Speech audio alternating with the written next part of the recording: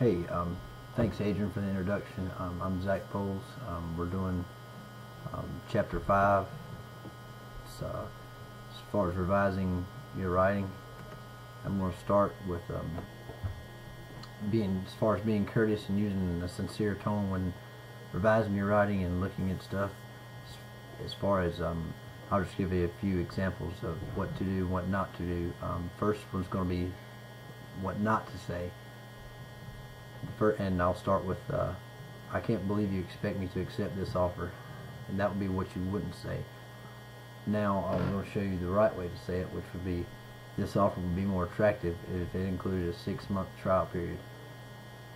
With you saying about this offer would be more attractive if it contained a 6-month trial period, sounds a little bit better, sounds more professional, and it just some different things as far as revising your writing and making it sound better, more professional, more better business savvy as far as being able to explain stuff and with using professional, I guess, language if you wanted to say it. Next thing I want us to talk about is taking care of your customers. Taking care of your customers is very important in the business world. Customers are number one in basically any business, and you always want to just take care of those, and you want to tell the customers what they want to hear. That's good. It's one trait about the business world. And the next one, you can on the PowerPoint slides, it talks about journals, and journals is talking about summarizing a section with the appropriate tone. And then you can write a paragraph or two explaining why you chose this particular word to summarize the text. Next, we're going to go on to techniques of emphasis. You want to keep short, simple sentences. You put your major idea either first or last in your writing. Use an active voice. Use more space, language that implies the importance, repetition, and mechanical means. We're going to move on to the next one, which is just gives an example of emphasis as far as showing what this is just an example of nothing really professional about it. Just a dad sending a letter to his son, or son sending a letter to his dad to begin with, and then the dad replies. But the letter from the son to the dad is basically telling him how he's doing in school, and trying to get the point across that he needs him to send more money. And it's just kind of fun, I guess. But anyway, he showed dollar signs instead of S's throughout the paragraph to emphasize the point that he really needed money. And it was kind of funny because his dad replied back to him, and in a short paragraph showing that he just was saying no, and used no a lot as far as the word no.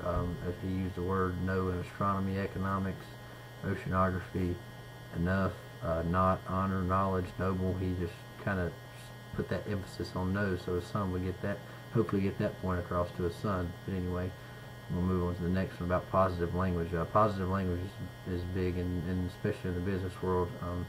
On the PowerPoint, it shows a few examples. One example I want to give is just as far as like a guy working at Circuit City.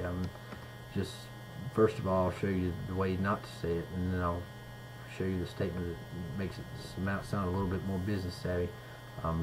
The way not to say would be, "We cannot replace your laser printer." That's just kind of simple, kind of blunt, really. The way you could kind of revise that and change it up a little bit would be that we would be happy to repair your laser printer at no charge. That sounds a lot better than "we cannot replace your laser printer." You want to tell the customers what they want to hear, and you want to sound professional while doing so. And always stress the "you" attitude. Always make the customer say, let them hear that "you," so you can get that across to them, because it makes them feel like they're really needed or really in the paragraph. Also, it's a few examples on PowerPoint where you can go and kind of revise some of these sentences, and just a different list of them. So we're putting in the "you" attitude in different sentences. Also, you want to use non-discriminatory language when revising or when writing anything in the business world. You don't want to use any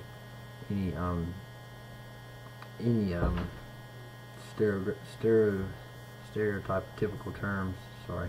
You want to avoid language that has anything to do with gender, and use parallel language and appropriate personal titles and salutations, and also avoid using just generic pronouns, because the way the U.S.'s workforce is changing, more women are starting to get involved in the workforce. More different racial and ethnic groups are also coming into the U.S. workforce. Since 2000, the percentages have risen for women from 46.6% in 2000 to 47.9% in 2010. So there's more women joining the workforce as times go on, and also more racial and ethnical groups also joining the workforce these days. And the percentages in racial and ethnic composition, went from whites mainly in 2000 was 73.1, and now in 2010 it's dropped to 69.2. And as far as African American, it was 11.8%, and it's risen to 12.7%, and Hispanics were 10.9%, and it's risen to 13.3%. So a lot of the workforce in America is changing, and it's becoming a lot more diversity than it has been.